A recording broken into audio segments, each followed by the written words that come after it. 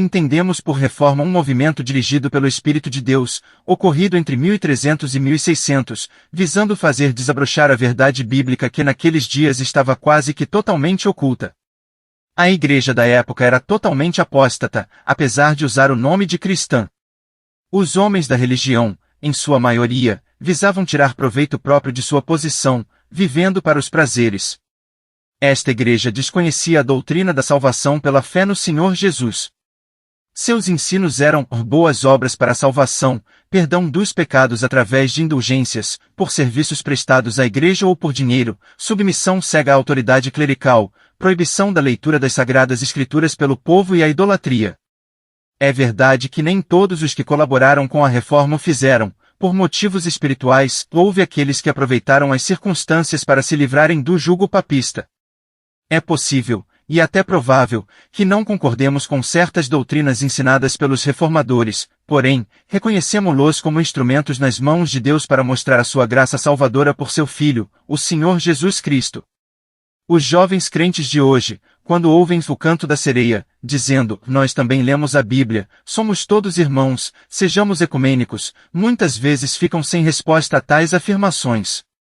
Ao ouvir esta série de história, os ajudará a compreenderem a falsidade e a hipocrisia do romanismo.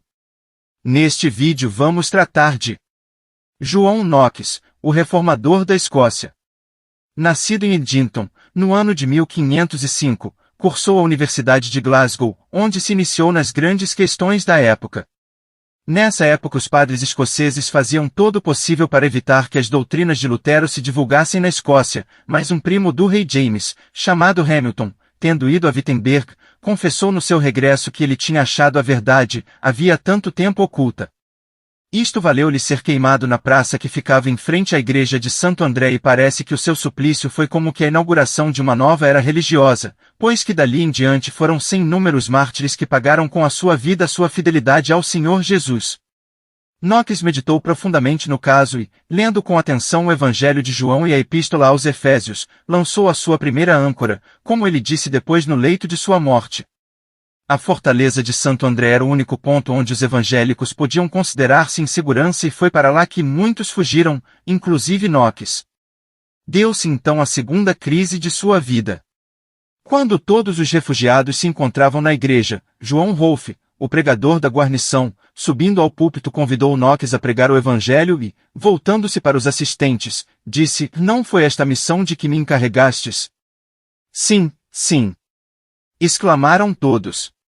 Knox levantou-se para falar, mas foi tomado por uma tal comoção que nada pôde falar e, saindo da igreja, encerrou-se no seu quarto, onde durante alguns dias esteve pedindo a Deus que lhe mostrasse se era da sua vontade que ele anunciasse o Evangelho. Convencido de que o Senhor o escolhera para ser um dos seus mensageiros, pregou alguns sermões, mas, poucos meses depois, a fortaleza teve de capitular e foi levado para a França, onde juntamente com outros forçados, esteve durante perto de 2 anos como remador a bordo de uma embarcação costeira. No fim deste prazo, não obstante pesar sobre ele o crime de ter arrojado ao mar uma imagem da Virgem Maria que o capitão queria que ele beijasse, foi posto em liberdade, refugiando-se na Inglaterra sob a proteção de Eduardo VI e foi ali que pregou alguns dos seus mais notáveis sermões. O rei nomeou o seu capelão e mais tarde foi-lhe oferecida a diocese de Rochester, que ele não aceitou. Foi mais ou menos por esse tempo que ele conheceu Marjorie Bovis, a sua futura consorte. O pai dela opunha-se ao casamento, mas a mãe o favorecia e veio a conseguir que se efetuasse. Depois de casado, Knox foi visitar Calvino em Genebra e, a seguir, encontramo-lo pastoreando os protestantes ingleses de Francfort-sur-Maine. Quando soube que na Escócia havia uma relativa liberdade de culto, partiu para lá com sua esposa, mas como resultado de certos folhetos que ele fez publicar, viu-se obrigado a retirar-se precipitadamente, chegando a ser queimado em estátua. Finalmente, em 1559, quando havia novos indícios que um novo e brilhante sol ia iluminar todo o seu país natal, tornou a embarcar para lá, ainda de Gênova em janeiro desse ano. Chegando a Edimburgo, foi logo acusado de rebelde, mas não se intimidou e, pondo-se à frente dos seus irmãos perseguidos, apresentou-se à rainha regente que, vendo o grande número de aderentes, prometeu mandar arquivar o processo que havia contra ele.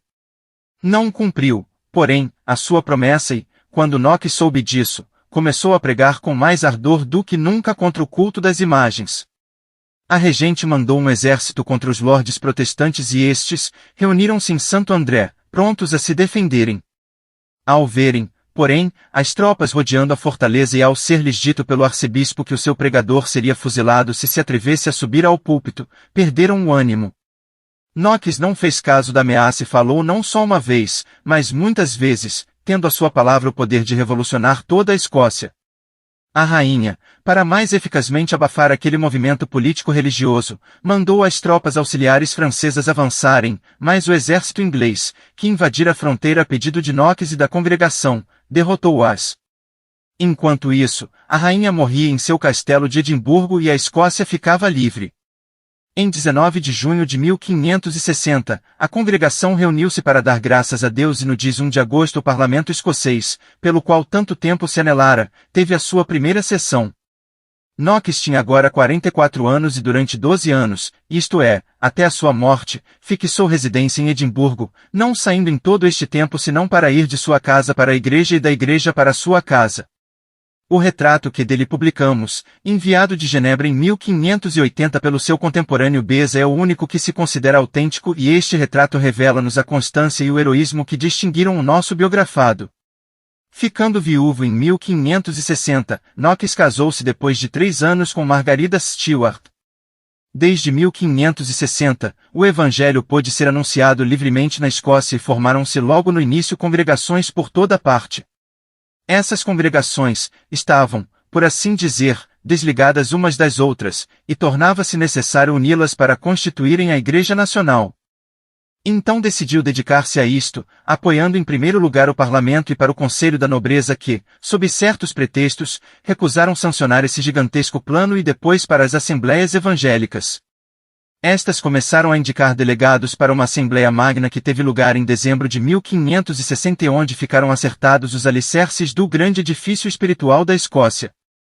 Tratava-se de organizar uma igreja independente, uma igreja que pudesse governar-se a si mesma e isso demandava um trabalho colossal, que foi quase todo ele levado a efeito sob a direção de João Knox.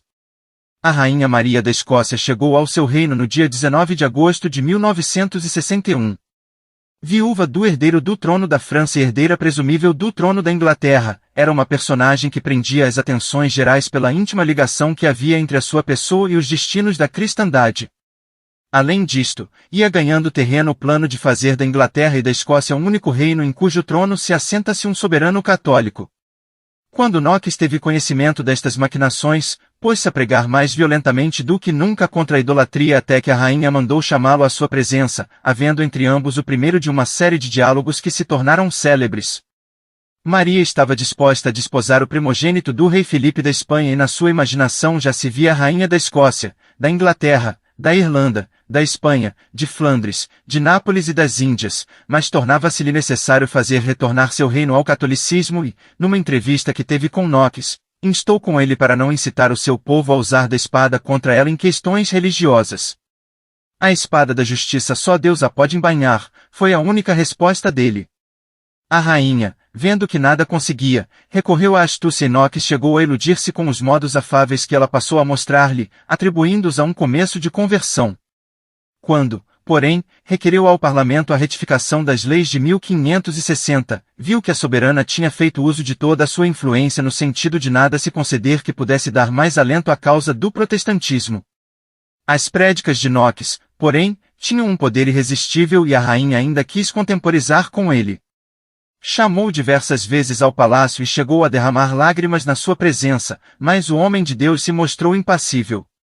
Knox foi acusado de induzir os funcionários públicos a tomarem parte num movimento protestante, sendo, porém, absolvido por unanimidade. Os conselheiros compreenderam que se tratava de uma vingança da rainha e, dirigindo-se aos aposentos da mesma, reiteraram o seu veredito. Ela ficou tão desgostosa que nem consentiu que houvesse nem música ou recepção no palácio. Foi por esse tempo que a Rainha Maria casou-se com Lord Darley e instigou uma liga católica para exterminar os protestantes. Knox referiu-se tão desfavoravelmente ao casal real num dos sermões que lhe foi proibido pregar. Poucos meses depois do casamento, a rainha desprezou o marido, escolhendo para confidente um italiano chamado Rizzio, que foi depois assassinado. Mais tarde, favoreceu Lord Bothwell, a quem desposou, depois de ter feito perecer Lord Darley, o consorte. Knox conservou-se silencioso durante todos estes acontecimentos trágicos e vergonhosos e só tornou a falar em público quando a rainha se viu forçada a abdicar. A Assembleia da Igreja e o Parlamento reuniram-se conjuntamente para ratificarem as leis de 1560, tendentes ao progresso da Igreja Evangélica. Estava, pois, completada a obra de João Knox.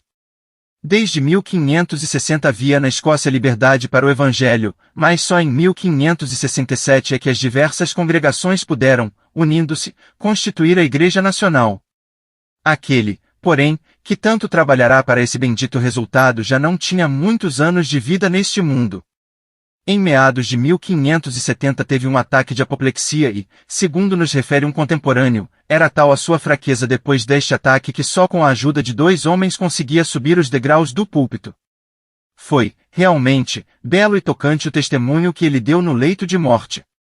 Chegando o derradeiro momento, Ricardo Bannatyne, um dos servos, curvou-se para ele e rogou-lhe que se lembrasse daquelas consoladoras promessas de Cristo que ele tantas vezes anunciará aos outros.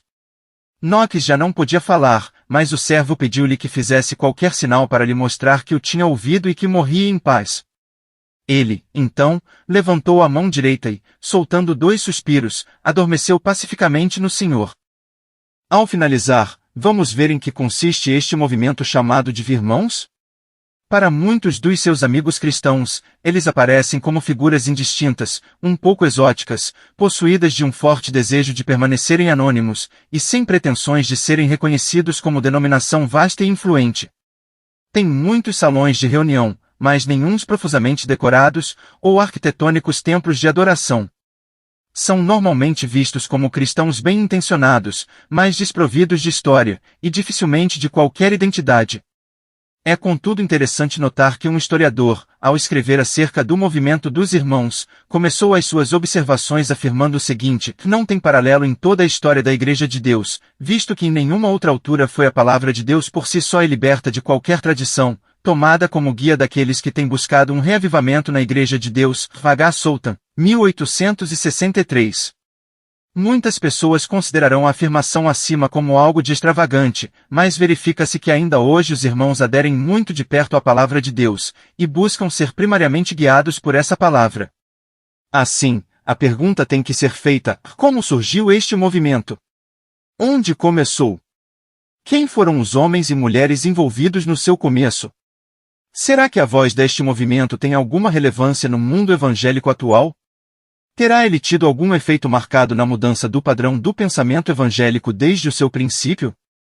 De forma a poder responder a todas estas perguntas com profundidade, seria necessário ter-se ao dispor mais tempo e material do que este escritor possui.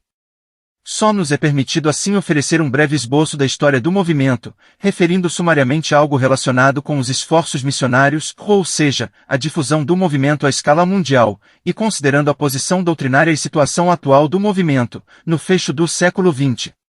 Ao olharmos para a história do movimento dos irmãos, chegamos rapidamente à conclusão de que se trata de uma descrição cativante de uma contínua herança espiritual que tem suas raízes nos tempos apostólicos.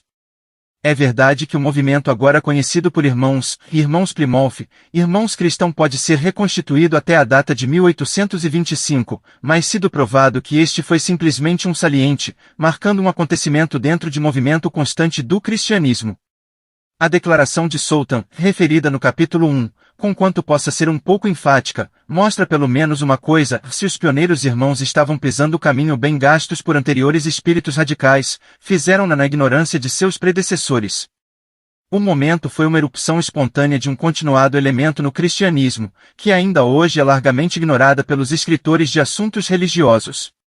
Não se pode assim marcar uma data definida para o começo desta obra de Deus que conhecemos como movimento dos irmãos. Ao contrário disto, porém, parece que durante um determinado período de tempo certos homens piedosos reconheceram que nem tudo estava bem com a igreja estabelecida. Eles ansiavam por uma caminhada mais íntima com o Senhor, e um relacionamento mais simples e significativo com Ele. Na maior parte dos países da Europa Ocidental e na maioria dos grupos religiosos, o começo do século XVIII foi marcado como sendo uma altura de declínio da vitalidade. Nos países católico-romanos, Roma dominava e determinava os termos pelos quais pessoas se podiam aproximar do Senhor. Nos países protestantes estava-se na idade da razão, e todas as formas de fervor religioso eram consideradas perigosas e degradantes. Os pioneiros irmãos foram de muitas formas uma reação contra a atitude dominante e ditadora do catolicismo romano, e a inércia e superficialidade do protestantismo em geral. Não há nenhuma dúvida que eles estavam na vanguarda da reforma radical. O seu movimento, cristalizando à volta de líderes de personalidade e influência, focalizou algumas das tendências que tinham estado presentes em todos os desenvolvimentos desde Wycliffe, F.R. Coad. Ele juntou uma alta insistência na conduta santa, a um apelo direto às Escrituras, acima da cabeça de qualquer e toda autoridade existente, a rejeição de ditaduras ministeriais, o conceito da Igreja como comunhão e unidade de todos os crentes, e a libertação dos dons em todos os membros da congregação. Homens como Anthony Norris Groves, J. N. Darby, Lord Congleton, J. G. Bellet, Dr. Edward Cronin e outros, ficaram impressionados com a importância, bem como com a possibilidade de um retorno à palavra de Deus. Não apenas para assuntos relacionados com a salvação pessoal, mas também em assuntos de conduta e o testemunho das igrejas. Anthony Norris Groves. Em 1827, Anthony Norris Groves, um dentista de Plymouth, encontrava-se em Dublin, Irlanda, estudando no Colégio Trinity. Em conversas com J. G. Bellet, um advogado, Groves afirmou que pelos seus estudos das Escrituras parecia-lhe que os crentes eram livres para partirem o pão uns com os outros, tal como o Senhor lhes ordenara, e ainda que, deixando-se guiar pelas Escrituras, passariam a reunir-se sempre no dia do Senhor para este mesmo propósito, à parte de quaisquer restrições eclesiásticas. Até aquela altura, o dispensar da ceia do Senhor tinha estado nas mãos das autoridades eclesiásticas. Muito pouco tempo depois, um grupo reunia-se em Dublin com este propósito. Mais ou menos nessa mesma altura, um outro grupo se estava formando com o mesmo propósito. John Vesey Parnell, posteriormente Lord Congleton, e dois amigos, tentaram começar a reunir-se, como demonstração da sua unidade como filhos de Deus, apesar de algumas divergências eclesiásticas. Não conseguindo encontrar nenhum companheiros que tivessem a mesma opinião que eles, e desconhecendo o facto de que Groves, Bailey e outros já se estavam a reunir, começaram a partir o pão em suas próprias casas. John Nelson Darby. Pouco tempo depois, um dos elementos daquele grupo encontrou-se com Bailey, e após breve conversação, reconheceram a sua unidade de propósito, e isso resultou na junção dos dois grupos. Nesta altura, Groves tinha saído da Inglaterra, mas um jovem clérigo irlandês, John Nelson Darby, se tinha entretanto juntado ao grupo. Darby tinha recebido a sua graduação do Colégio Trinity, Dublin, como medalhista clássico, estagiou algum tempo como conselheiro jurídico, foi ordenado sacerdote na igreja, e nomeado, para uma paróquia em Coviclove. Depois de ter assistido a algumas reuniões de estudo bíblico na casa da Viscondessa Poverscourt, Darby encontrou-se com a N. Groves e Lord Congleton, e abandonou em 1827 a sua posição paroquial, completando um ano depois a sua separação da Igreja Católica Romana, e encontrando-se com os irmãos acima mencionados. George Miller.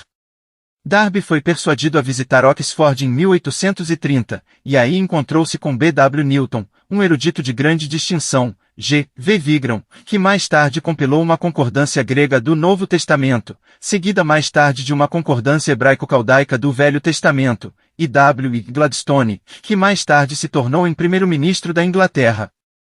B. W. Newton era oriundo de Plymouth, Inglaterra, e no ano de 1832 formava-se uma reunião naquela cidade, a primeira do gênero em toda a Inglaterra. Em breve se lhe seguiriam reuniões em Londres e Bristol. Alguns grandes nomes estiveram ligados a essas reuniões pioneiras, tais como George Miller, Henry Craik, S.P. Tregellis, crítico textual, Rua Chapman, etc.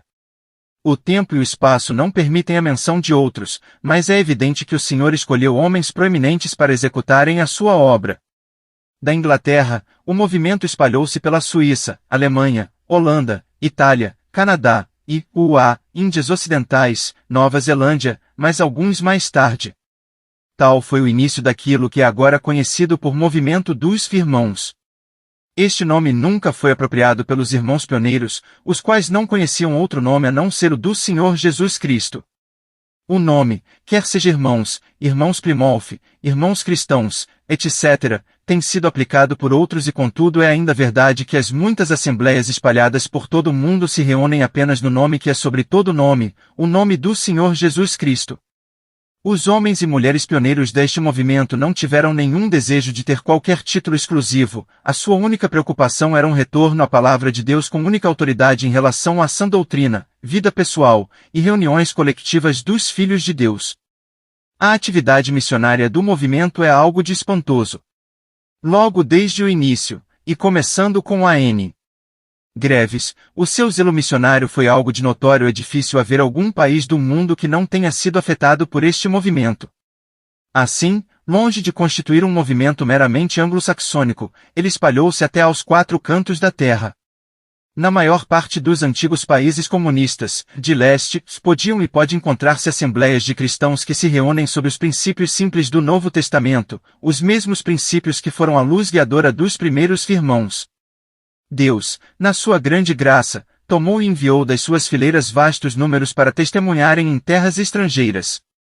Em 1829, a N. Groves, dependendo apenas de Deus, foi até Bagdade, capital do Iraque, por meio de um pequeno iate, indo primeiro a S. Petersburgo, ex-Leningrado, e depois através do sul da Rússia, em carroça, até Bagdade. Foi com sua esposa e 2 filhos, de 9 e 10 anos, o tutor dos rapazes, a irmã de Sr. Groves, Lydia, Miss Taylor, e o Sr. Batty, um jovem da Irlanda. Depois de terríveis contratempos, começaram a trabalhar em uma região que estava sendo devassada pela praga bubônica. Quase todos os habitantes da cidade eram muçulmanos fanáticos que se deliciavam em assassinar pessoas, fazer guerras e roubar. Durante aquele tempo, Mary Groves morreu atingida pela praga, bem como o pequeno bebê que lhes tinha nascido. Mais de 30.000 pessoas pereceram naquela terrível doença. Durante todo aquele tempo Groves tinha se mantido fiel ao seu senhor, dependendo dele apenas para suprir as suas necessidades. De Bagdade, Groves foi até a Índia, e estabeleceu ali o trabalho no Delta Godavari. Visitando Inglaterra em 1853, ficou enfermo, e passou à presença do seu senhor na casa de George Miller, em Bristol, com a idade de 58 anos. Groves era um exemplo típico dos velhos pioneiros, aqueles que através de labutas autoimpostas e sacrifícios levaram o evangelho a muitas terras, estabelecendo assembleias de povo de Deus, e dando muitos o seu todo, e mesmo até suas vidas por amor ao evangelho. A obra no continente europeu tinha sido ajudada por uma viagem evangelística na Espanha, em 1832, conduzida por R.C. Chapman.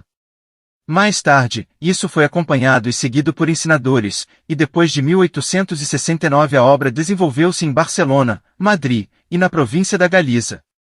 Cerca de 1870, a obra desenvolveu-se também em Portugal, e tornou-se um dos maiores grupos evangélicos no país. Um trabalho interessante começou na Itália, sob a liderança de Conde Piero Guicciardini, cabeça de uma das mais antigas e famosas famílias em Florença. Em 1851, Guicciardini e outros 6 crentes foram presos pela polícia por terem organizado leituras privadas da Bíblia, em sua casa. Foi condenado a 6 meses de prisão, e mais tarde exilado. Numerosas prisões de crentes se seguiram em Florença, por nenhuma outra razão a não ser a profissão da fé evangélica, e por organizarem leitura da Bíblia em seus lares. A Itália tem tido um forte trabalho indígena por mais de um século, o qual continua, apesar do que o inimigo possa fazer. Os esforços missionários continuaram a espalhar-se através de toda a Europa, América do Norte, do Sul, Canadá, Nova Zelândia, Austrália, África, Rússia, Índia e Ilhas das Caraíbas. A China, Japão e outros países do Extremo Oriente foram alcançados e grupos de assembleias foram formados em todos estes lugares. Muitas organizações missionárias bem conhecidas atualmente tiveram suas origens nos irmãos. Podiam-se mencionar muitos nomes ligados ao grande esforço de obedecer ao mandamento de Senhor, e de todo o mundo e pregai o Evangelho. Podemos pensar no Dr. Baedeker, que gastou tanto tempo na Rússia, Hudson Taylor na China, F.S. Arno na África, C. Bull no Tibete, ao lado dos que já foram mencionados, e muitos mais que deixaram suas casas e familiares, sacrificando-se, em simples obediência ao mandamento do Senhor. Tem sido afirmado que de todos os grupos evangélicos, nenhum providenciou tantos missionários para terras estrangeiras como o movimento conhecido por Firmãos. A nossa oração constante é para que os jovens de hoje possam receber essa mesma visão que receberam os primeiros irmãos, entregando-se totalmente ao Senhor, e estando dispostos a ir onde quer que Ele se envie. Os campos de hoje estão na verdade brancos para a ceifa. O mandamento de ir foi dado há quase 2000 anos atrás, e nunca foi rescindido. Há tantas portas abertas, tantas almas partindo para a eternidade sem Cristo, que desculpa teremos nós para apresentar ao Senhor por não termos saído para alcançar os perdidos? Jovem cristão, não esperes que os homens te enviem, olha somente para o Senhor, e confia nele completamente para a direção e para o suprimento de todas as tuas necessidades. Não compareças perante o tribunal de Cristo de mãos vazias. Nesta sessão, tentaremos contemplar brevemente a posição doutrinária do movimento dos irmãos e considerar a posição corrente.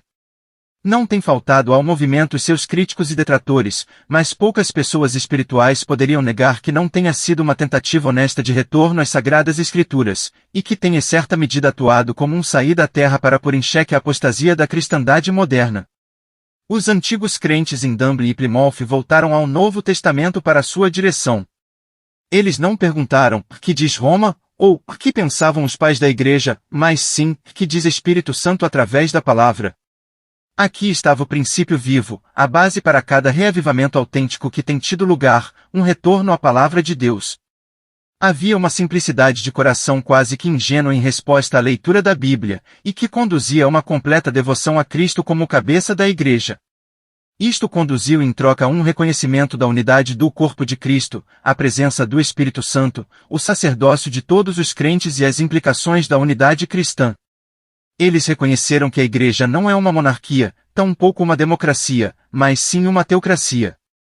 Ou seja, somente Cristo é o cabeça da igreja. A liberdade do Espírito não é a liberdade para que cada um faça o que lhe apetece, mas para que cada um seja guiado e controlado pelo Espírito Santo. Uma coisa que se verifica em assembleias modernas é a relutância em reconhecer a importância de uma obediência literal ao ensino das Santas Escrituras.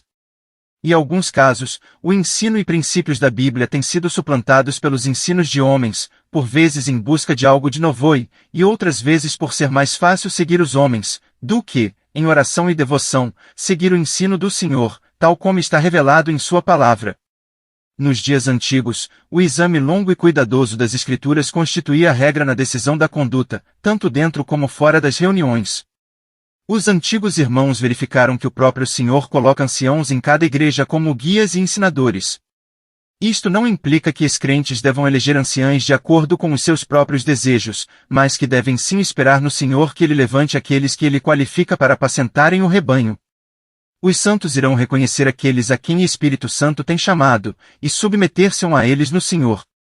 Os antigos irmãos também puderam ver pela Escritura que cada assembleia louca devia ser independente das outras no governo da igreja, não estando ligadas por estruturas denominacionais ou políticas eclesiásticas, mas sendo livres para reconhecerem outras assembleias como parte da grande grela de Cristo, quando vistas nessas assembleias evidências da presença de Cristo.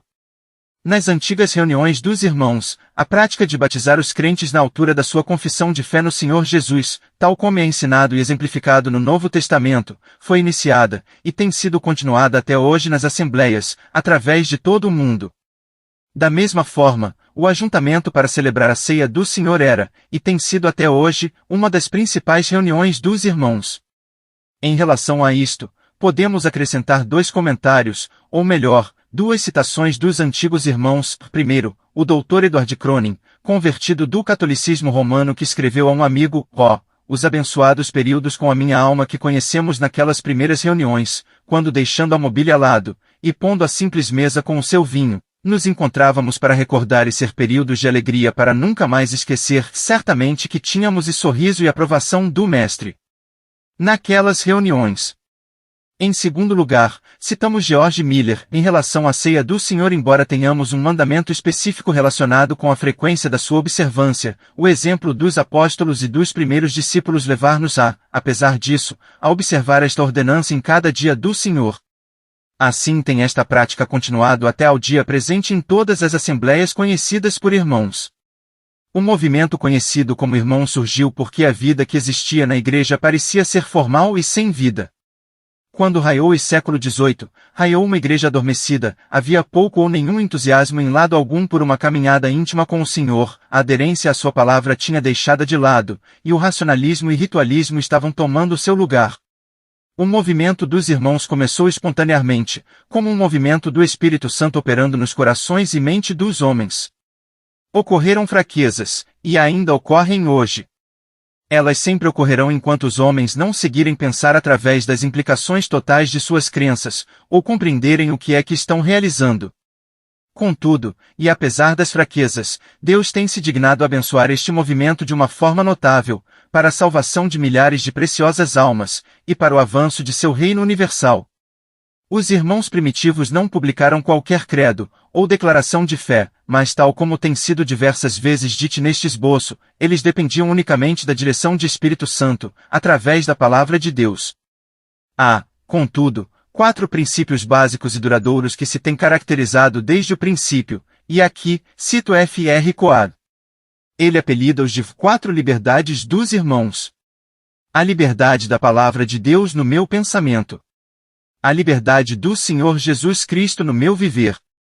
A liberdade do Espírito Santo na minha adoração e serviço. A liberdade de todo o corpo de Cristo na minha comunhão.